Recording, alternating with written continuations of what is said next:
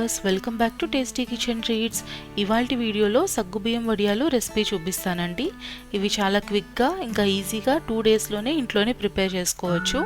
Ingredients చూసేయండి, రెసిపీలోకి వెళ్ళిపోదాం.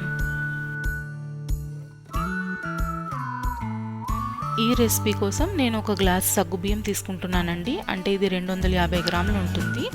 ఈ సగ్గుబియ్యం ఒక బౌల్లోకి వేసుకొని తగినన్ని నీళ్లు యాడ్ చేసి శుభ్రంగా క్లీన్ చేసుకోవాలి.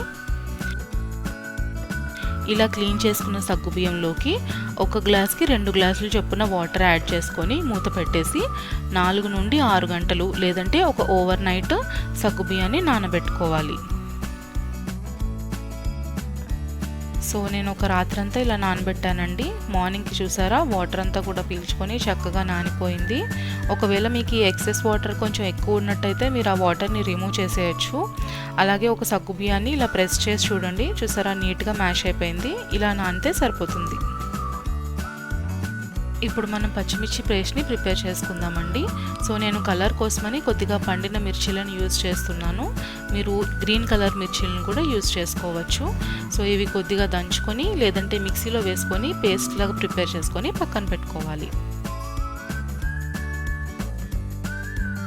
ఇప్పుడు మనం స్టవ్ ఆన్ చేసుకొని దాని మీద కొంచెం వెడల్పుగా అలాగే అడుగు మందంగా ఉన్న గిన్నెని పెట్టుకోవాలండి.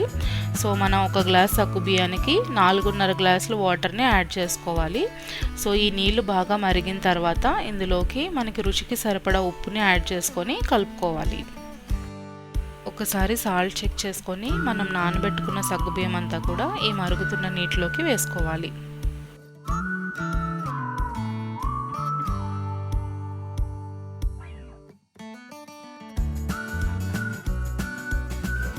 ఇలా సగ్గుబియ్యం వేసుకున్న తర్వాత మంటని మీడియం ఫ్లేమ్లో పెట్టుకొని కొద్దిగా ఇలా మెల్లగా కలుపుకుంటూ బాయిల్ చేసుకోవాలండి. సో బాయిల్ అవుతున్న కొద్దీ ఈ సగ్గుబియ్యం ట్రాన్స్పరెంట్ కలర్లోకి మారుతూ ఉంటుంది.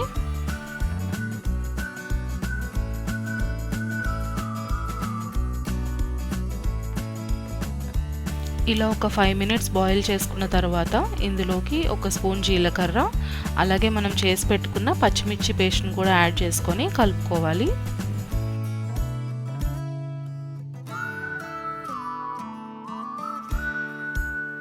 ఇలా ఒక 2 మినిట్స్ ఉడికించుకున్న తర్వాత మనం స్టవ్ ఆఫ్ చేసుకోవాలండి.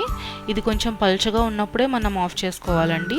ఎందుకంటే ఇది కొంచెం చల్లారిన తర్వాత మనం వడియాలు పెడతాం కాబట్టి ఆ టైంకి ఇది కొంచెం దగ్గర పడుతుంది. కాబట్టి పల్చగా ఉన్నప్పుడే స్టవ్ ఆఫ్ చేసుకోండి. ఒక 10 నిమిషాల పాటు మనం వదిలేస్తే అది కొంచెం చల్లారుతుందండి. చూసారా కొంచెం దగ్గర పడింది. అలాగే సగ్గుబియ్యం అంతా కూడా అన్నీ ట్రాన్స్పరెంట్గా మారిపోయాయి, ఎక్కడ వైట్ కలర్ కనిపించట్లేదు కదా.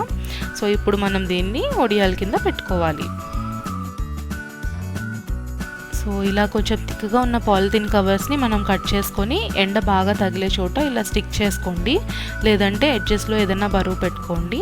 సో ఇలా వీడియోలో చూపిస్తున్న విధంగా ఏదైనా ఒక చిన్న స్పూన్తో కానీ గరిటెతో కానీ ఒకదానికొకటి అంటుకోకుండా వడియాలు పెట్టుకోవాలండి. సో ఇలా మనం పెట్టుకున్న వడియాలకి అట్లీస్ట్ 4 to 5 అవర్స్ ఒక రోజులో ఎండ తగిలేటట్టు చూసుకోవాలండి. ఇలా ఎండ పెడితే 2 డేస్ కల్లా ఈ వడియాలు ఎండిపోతాయండి. షీట్ నుండి వాటంతట అవే సపరేట్ అయిపోతాయి. సో ఇలా తీసుకున్న వడియాలన్నీ ఒక బౌల్లో వేసి ఇంకొక రోజు ఎండలో పెడితే ఏమన్నా ఎక్స్ట్రా మాయిశ్చర్ ఉన్నా పోతుంది. సో ఇలా మనం ప్రిపేర్ చేసుకున్న వడియాలు ఎయిర్ టైట్ కంటైనర్లో కనుక స్టోర్ చేసుకున్నట్టయితే 1 సంవత్సరం పాటు నిలవ ఉంటాయండి. సో మీరు కూడా తప్పకుండా ట్రై చేయండి. అలాగే మనం ఇప్పుడు వడియాలు రెడీ అయిపోయాయి కదా, ఫ్రై చేసి చూద్దాము.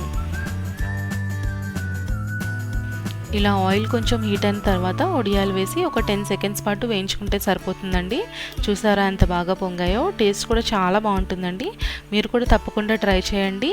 అలాగే మా వీడియో నచ్చితే లైక్ చేయండి. మా ఛానల్ని ఫస్ట్ టైం చూస్తున్నట్టయితే తప్పకుండా సబ్స్క్రైబ్ చేసుకోండి. Thanks for watching.